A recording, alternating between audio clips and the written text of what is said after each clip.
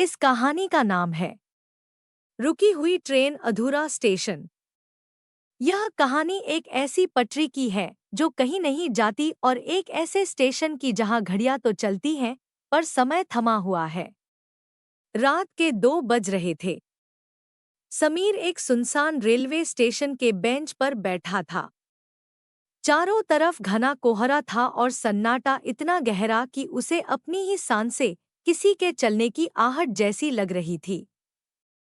वह अपनी आखिरी ट्रेन के आने का इंतजार कर रहा था या शायद वह खुद को विश्वास दे रहा था कि ट्रेन आएगी। समीर उन लोगों में से था जो हमेशा सही समय का इंतजार करते थे, चाहे वह नया बिजनेस शुरू करना हो या अपनी पसंद की लड़की से बात करनी हो या अपनी जिंदगी बदलनी हो। अचानक कोहरे को चीरती हुई एक पुरानी काले रंग की भाप वाली ट्रेन स्टेशन पर आकर रुकी। अजीब बात यह थी कि इंजन से धुआं तो निकल रहा था पर कोई आवाज नहीं थी। ट्रेन के डिब्बे लकड़ी के बने थे और उन पर जंग लगी हुई थी। समीर ने सोचा कि शायद यह कोई स्पेशल ट्रेन है। बिना सोचे समझे वह एक डिब्बे में चढ़ गया। अंदर का नजारा देखकर उसकी रूह कांप गई। ट्रेन के अंदर दर्जनों लोग बैठे थे लेकिन वे सब पत्थर की मूर्तियों की तरह शांत थे। उनकी आंखें खुली थी पर उनमें कोई चमक नहीं थी। उनके हाथ खाली थे पर उनके चेहरे पर एक अजीब सा पछतावा था।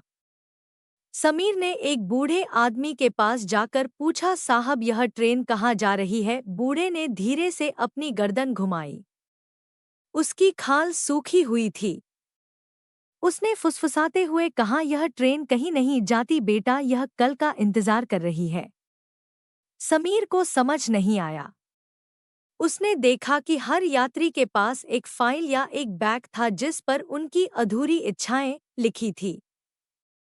किसी पर लिखा था लेखक बनने का सपना 1995, किसी पर माँ से माफी मांगना। ये वे लोग थे जिन्होंने कभी शुरुआत ही नहीं की। वे हमेशा सोचते रहे कि कल करेंगे और वह कल कभी आया ही नहीं। अब वे इस डरावने स्टेशन और इस रुकी हुई ट्रेन के बीच फंस गए थे। तभी ट्रेन की खिड़कियों से बाहर का नजारा बदला। स्टेशन का नाम बदलकर आरंभहीनपुर हो गया। बाहर काले साये घूम रहे थे। वे साये उन मौकों के थे जिन्हें इन लोगों ने ठुकरा दिया था। एक साया समीर की खिड़की के पास आया। उसकी शक्ल समीर जैसी ही थी, लेकिन वह बहुत ताकतवर और सफल दिख रहा था। उसने खिड़की पर दस्तक दी और कहा, मैं तुम्हारा वह वर्जन हूँ जो तुमने कभी बनने की कोशिश ही नहीं की। समीर डर के मारे चिल्लाने लगा। उसे महसूस हुआ कि उसके पैर धीरे धीरे फर्श से चिपक रहे हैं। वह भी उन पत्थर जैसी मूर्तियों का हिस्सा बन रहा था।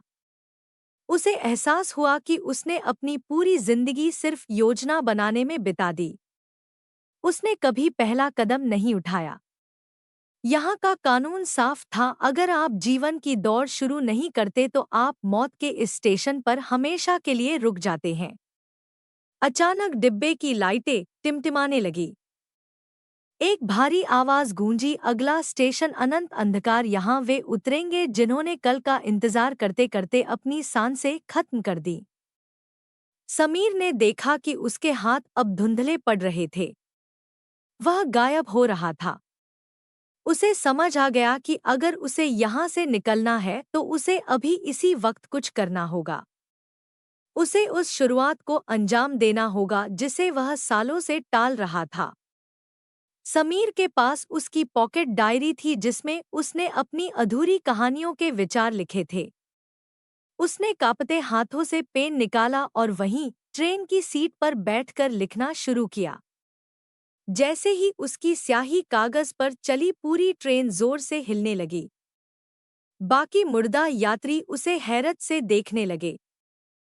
कुछ लोगों ने कहा, यह तुम क्या कर रहे हो? तभी एक औरत चिल्लाई, यहाँ कुछ नया करना मना है।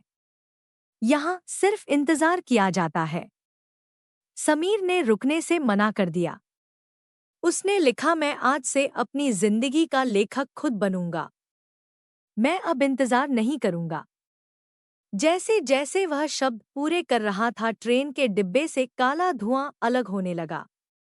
कोहरा हटने लगा और बाहर से एक तेज रोशनी आने लगी।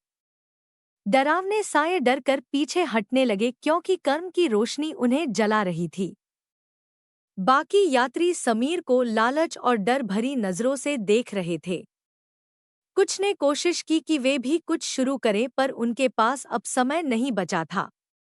उनकी घड़ियां रुक चुकी थी। समीर को समझ आया कि डर का सबसे बड़ा दुश्मन कर्म है। जैसे ही आप कर्म शुरू करते हैं, डर का भूत गायब हो जाता है। ट्रेन का दरवाजा अपने आप खुल गया। बाहर कोई प्लेटफॉर्म नहीं था, बस एक गहरी खाई जैसी रोशनी थी। समीर को डर लगा, पर उसने सोचा कि इस रुकी हुई ट्रेन में सड़ने से बेहतर है कि वह उस रोशनी में कूद जाए।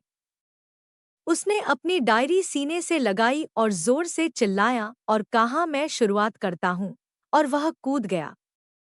एक जोरदार झटके के साथ समीर की आंखें खुलीं। वह उसी स्टेशन की बेंच पर था जहां वह सो गया था। सुबह की पहली किरणें आसमान में बिखर रही थी। उसके हाथ में वही पुरानी डायरी थी। दूर से एक असली ट्रेन के आने की आवाज सुनाई दे रही थी। वह स्टेशन अब डरावना नहीं था, बल्कि नई संभावनाओं से भरा लग रहा था। समीर उठकर खड़ा हुआ। उसने पीछे मुड़कर देखा। पटरी पर कोहरा अब भी था, पर उसे पता था कि वह उस मायावी ट्रेन का हिस्सा बनने से बच गया है। उसने अपने फोन से उस व्यक्ति को मैसेज किया जिससे वह सालों से बात करने से डर रहा था। उसने अपने अधूरे प्रोजेक्ट की पहली फाइल खोली। उसे एहसास हुआ कि सबसे कठिन काम शुरुआत करना ही होता है। यह कहानी हमें यह सिखाती है कि दुनिया में सबसे भयानक जगह कब्रिस्तान नहीं, बल्कि वह मन है जहां हजारों अधूरी इच्छाएं और बिना शुरू किए गए काम दफन हैं। वह स्टेशन आज भी वही है, उन लोगों के इंतजार में जो कहते हैं, कल से पक्का शुरू करूंगा। याद रखिए, अधूरी शुरुआत से ज्यादा डरावनी कोई मौत नहीं होती।